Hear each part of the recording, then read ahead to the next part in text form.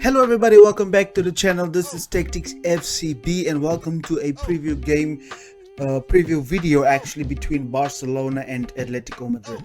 Now initially I wanted to do a tactical preview, but I found out and I realized that wouldn't be nice because I don't want to do too much tactical analysis. We would rather do that after the game, and I would do this in podcast form where we could just have a discussion, no tactics, boards and everything like that. If you're new around here, please do consider subscribing to the channel for more videos like this and especially tactical analysis. Let's get right into the video. Now, we talked about Atletico Madrid before, but today, tomorrow, it will be a more important match as Real Madrid dropped points against Villarreal. Quique Setien doing a great job. Now, this would be an away game. We will be playing at the Wanda Metropolitano, which is going to be tough. And Atletico has a home advantage, and you know how Atletico can be. Sometimes they play very dirty, they play very weird, and they just go out there and they try to be as tough as possible with the likes of Rodrigo de Paul, Marcus Llorente, all of these guys putting in shifts, right? So we can expect a really tough and physical game. These guys are in front of their home fans. They have found a little bit of form lately. They kept it with, they've done some stuff that they previously have been struggling with, so we need to prepare ourselves for a very tough game. Now, in terms of the lineup, I would really be concerned if I was Xavi without Robert Lewandowski, because we know that Atletico is going to do some deep defending with 5 players, right?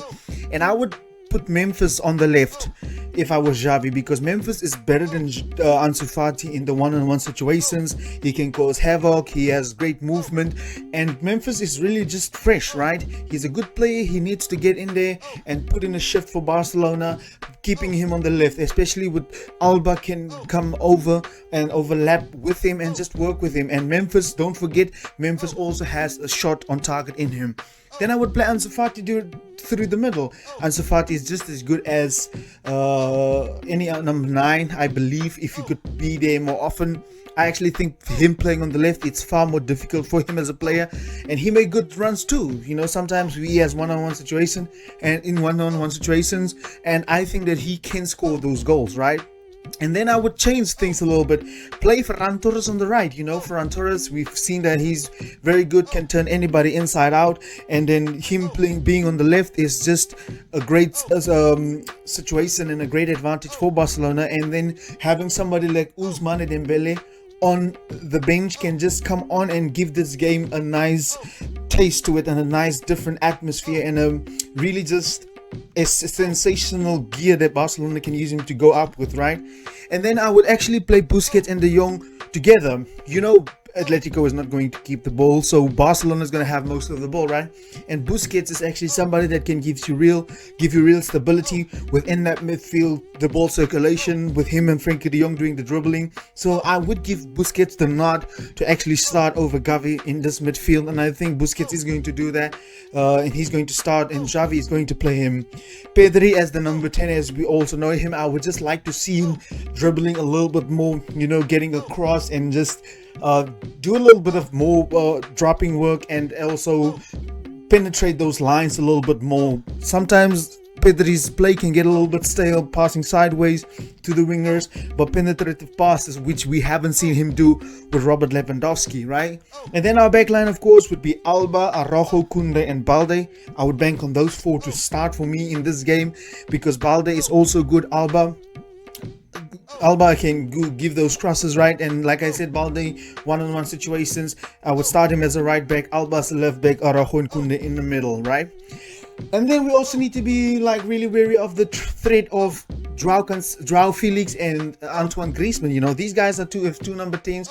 We've seen previously, if you watch Atletico's games, you would see that Felix is now inverting a little bit more.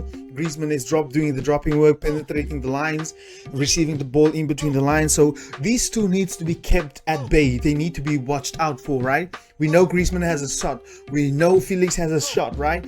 These guys would be popping up everywhere. And then you have the likes of Correa and the Paul defending just behind them. So they actually have a good 4-man midfield, but with Felix and Griezmann. So we need to be on our best behavior in this game, right?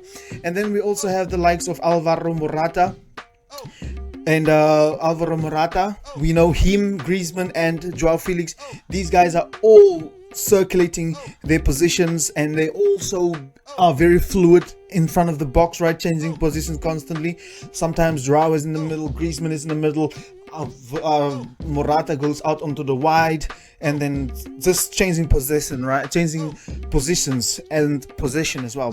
So the counter attacks, we know Barcelona is probably going to keep most of the ball, so we need to also be wary of their counter attacks.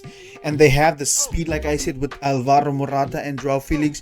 The counter attacks is going to be sensational. Probably we need to be aware of their good defending and the deep defending as well. Atletico is a great team if they want to be, and you guys know that these guys always play good against FC Barcelona. You know, they counterattacks, they're going to defend with 5 players. I don't know why, but Diego Simeone never wants to play with a back 4 against Barcelona. So this is what we need to do. Xavi, of course, needs to be aware of this, right? And like I said, Madrid lost against Villarreal 2-1. And this is the time where we have an opportunity actually to go 3 points above Real Madrid. If we would draw or lose this game, it would be an opportunity lost. And we need to remember that Real Madrid is going to have a game every 3 days now. They have to go to the Club World Cup. They have to play Champions League. They have to go to Saudi Arabia for the Spanish Super Cup. They have to play Copa del Rey. So this is Real Madrid is going to be really fatigued. So this is our chance to actually keep hold and just stamp out our authority on this game. And this is just how it is. We have a great opportunity to actually put some pressure on them, and we know they're going to drop points. We know they're going to drop more points, right? We're going to have another opportunity to catch up or make up ground or make the gap bigger. So this is all Barcelona's game now. This is all in our hands. We need to make it count, and we need to take a step forward to go and show that we are Barcelona and we can compete for La Liga. Let me know down in the comment section, what do you think about this game? What do you think about this preview? It's going to be a sensational game. Like I said, we have an opportunity to go top 3 points above Real Madrid, and like I said, we know for a fact that they are going to drop more points. You know, Kroos and Modric is probably not going to play all the games, which is going to seriously damage their fluidity. But like I said, let me know down in the comment section, what do you think? Thank you for watching. Goodbye.